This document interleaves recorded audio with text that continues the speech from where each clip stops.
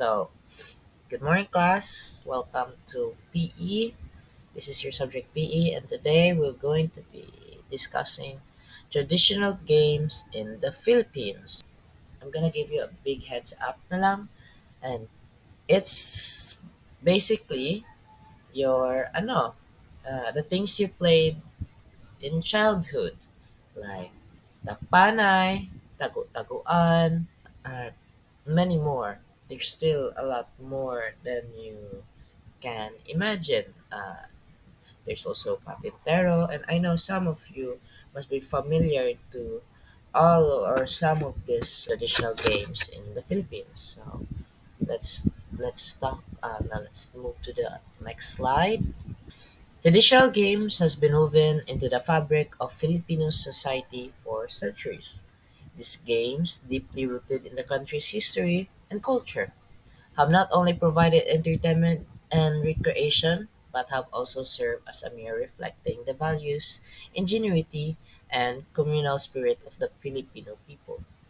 In this report, we embark on a journey to uncover and celebrate the myriad traditional games that have been cherished and passed down through generations in the Philippines.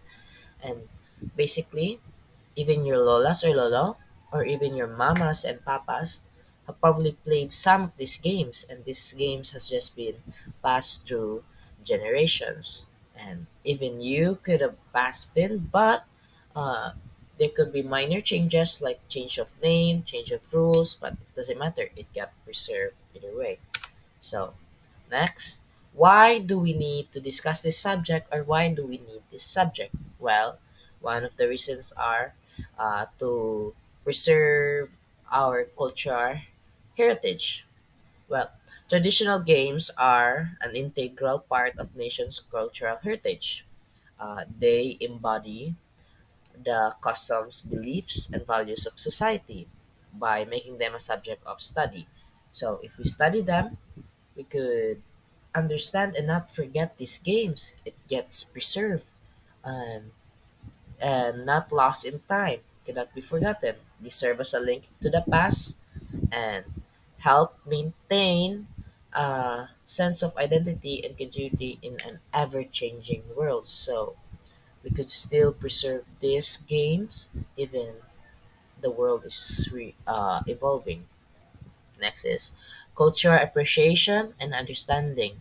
So we also need to understand these traditional games deeper in Filipino culture. Well, it provides insights into the ways of life, tradition, and worldviews. It provides insights into the ways of life, traditions, and worldviews of the Filipino communities. This knowledge promotes cross cultural awareness and respect and encouraging unity and harmony among the various groups within the country.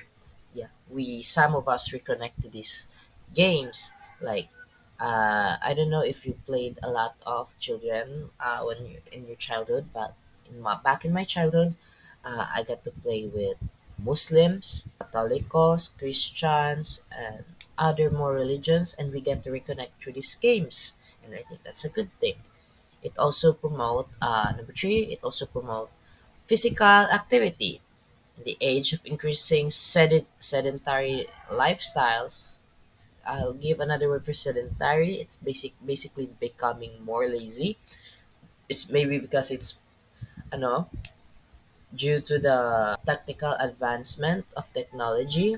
Introducing these games as a subject can encourage young people to engage in a healthy outdoor activities, and you could uh, you could even see it now today that other children, not back in the days we used to play outside, but now children just play with their phones playing Roblox or other computer games.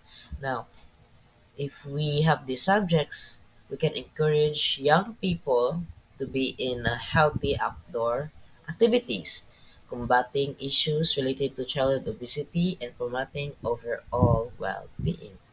So, next is four. Next is preservation of endangered. Games. Some traditional games are at risk of fading into obscurity due to modernization and changing lifestyle. And by studying and documenting these games, we can work to preserve them for future generations. So not only that we're preserving them, we get a chance to let the future generations play these games on how we play these games and in a matter.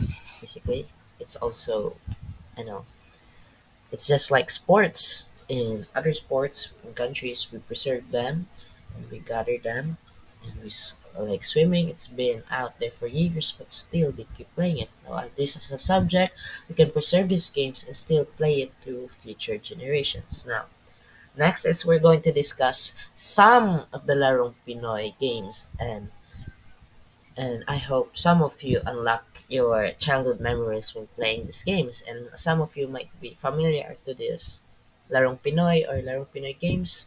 When you were a child, you might be playing this, or even still an adult playing with your friends. But you get busier, man. But still, if sometimes you have time, you can still play this.